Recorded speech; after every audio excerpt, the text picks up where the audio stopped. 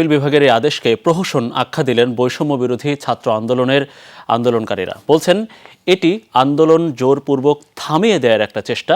তাদের দাবি নির্বাহী বিভাগ থেকে কমিশন গঠন করে যৌক্তিক কোটা সংস্কারের সিদ্ধান্ত আসতে হবে, আর সেক্ষেত্রে সর্বোচ্চ ৫% কোটা থাকতেই পারে। এমন সিদ্ধান্ত না আসা পর্যন্ত বাংলা ব্লকেট চলবে। সরকারি চাকরিতে কোটা সংস্কারের দাবিতে রাজধানী সহ সারা দেশেই বাংলা ব্লকেট কর্মসূচি পালন করছেন শিক্ষার্থীরা।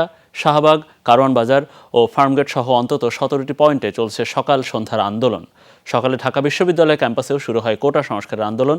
মধুর ক্যান্টিন হয়ে ক্যাম্পাসের বিভিন্ন জায়গায় ঘুরে শাহবাগ, বাংলা মোটর, কারওয়ান বাজার ও ফার্মগেট এলাকায় গড়ায় আন্দোলনরত শিক্ষার্থীদের বিক্ষোভ মিছিল। পুলিশের বেশ কয়েকটি ব্যারিকেড ভেঙে এগিয়ে যায় শিক্ষার্থীরা। এছাড়া সকালে ঢাকা কলেজের সামনে থেকে বিক্ষোভ মিছিল বের করেন শিক্ষার্থীরা। পরে নিউ মার্কেট এলাকায় বিক্ষোভ এবং সায়েন্স ল্যাব মোড় এলাকায় অবরোধ করেন তারা। দাবি না মানা পর্যন্ত আন্দোলন চালিয়ে যাওয়ার কথা জানিয়েছেন তারা। এদিকে ঢাকা আরিচা মহাসড়ক অবরোধ করেছেন জাহাঙ্গীরনগর বিশ্ববিদ্যালয়ের শিক্ষার্থীরা। সারা বাংলাদেশের সকল শিক্ষা প্রতিষ্ঠান থেকে কিন্তু আমরা সাড়া পেয়েছি। আশা করছি খুবই শান্তিপূর্ণভাবে আমরা আমাদের কর্মসূচি পালন করতে পারবো। আজকে সংখ্যা অনেক বেশি হবে, আর আজকে হচ্ছে বিভিন্ন জায়গায় থাকবে, এর জন্য শাহবাগ কম হবে, তবে সারা ঢাকায় থাকবে ছড়ায় ছিটায়। দাবিটি টোটালি নির্বাহী বিভাগের কাছে, যে আপনারা বসুন, একটি কমিশন গঠন করে সকল স্টেক হোল্ডারদের নিন, যৌক্তিক মাত্রায় এই কোটাটিকে সংস্কার করুন। 1 মাসের রায়টি দিয়ে আন্দোলনকে স্থগিত করে দেওয়ার একটি জাস্ট আমরা মনে করছি যে পরিকল্পনা, এই পরিকল্পনার অংশ হিসাবে সেটাকে আমরা বিবেচনা করছি এবং রায় নিয়ে পূর্ণাঙ্গ পর্যালোচনা আমরা বিভিন্ন পক্ষের সাথে বসে তারপর আমরা সিদ্ধান্তটি জানাচ্ছি। দর্শক, আমাদের ছবিতে দেখছিলেন যে গত 10 দিনের মতো অচল অবস্থা রাজধানী, এবং এই আন্দোলনের ফলে আমরা বেশ কয়েকজন সহকর্মী আমাদের সেসব কথা জানাবেন। এই মুহূর্তে শাহবাগের মূল কেন্দ্রস্থলে, আন্দোলনের মূল কেন্দ্রস্থলে আছেন আমাদের সহকর্মী আখলাকুস সাফা। যাচ্ছি তার কাছে। সাফা, একটু জানতে চাই যে আপিল বিভাগ একটা বড় সিদ্ধান্ত জানিয়েছে। আসলে তারা বলছে নির্বাহী বিভাগের একটা সিদ্ধান্ত আসতে, কিন্তু যে বিষয়টা আদালতের বিষয় সেটা নির্বাহী বিভাগ থেকে আসলে কিভাবে আসবে, তো এটা নিয়েই আন্দোলনের যৌক্তিকতা নিয়ে এই শিক্ষার্থীরা আসলে কি বলছেন এখনো?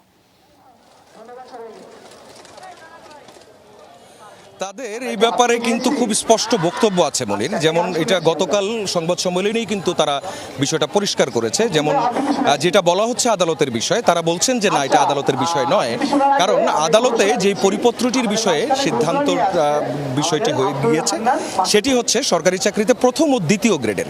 আর এখানে যে শিক্ষার্থীরা আন্দোলন করছেন 1 জুলাই থেকে, তারা কিন্তু বলছেন সরকারি চাকরির সবগুলো গ্রেডে। অর্থাৎ এই জায়গায় একটা পার্থক্য আছে এবং তাদের আরও 3টি দাবি ছিল। এই 3টি সব দাবি মিলে 4টে দাবি মিলে এখন 1 দফা দাবিতে পরিণত হয়েছে।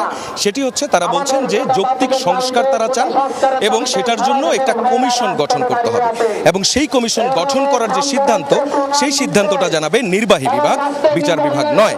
অর্থাৎ আজ যে সুপ্রিম কোর্টের আপিল বিভাগ যে আদেশ দিয়েছেন, অর্থাৎ 1 মাসের যে স্থিতাবস্থা বলেছেন যে পরিপত্রটির, অর্থাৎ হাইকোর্টের যে আদেশটির, এর সঙ্গে তারা বলছেন যে তাদের আন্দোলনের কোনো যোগসাজশ নেই। তবে যেহেতু একই বিষয়, তারা বলেছেন যে যেহেতু বিষয়টিকে তড়িঘড়ি করে অন্তত শুনানির আয়োজন করা হয়েছে, এই অংশটি, এই চেষ্টাটিকে তারা সাধুবাদ জানিয়েছেন এবং তারা এটাকে শ্রদ্ধার চোখে দেখেছেন আপিল বিভাগের আদেশের। কিন্তু বিষয়টি বারবার তারা স্পষ্ট করছেন যে বিষয়টা আলাদা। আসলে তাদের যে দাবি, সেই দাবিটা নির্বাহী বিভাগের কাছে, এবং নির্বাহী বিভাগ থেকে যদি 15 মিনিটের মধ্যে বলে দেওয়া হয় এটা করা হবে, শিক্ষার্থীরা বলছেন তারা 10 মিনিটের মধ্যে রাস্তাও ছেড়ে দিবেন এবং তারা তাদের পড়াশোনায় ব্যাক করবেন।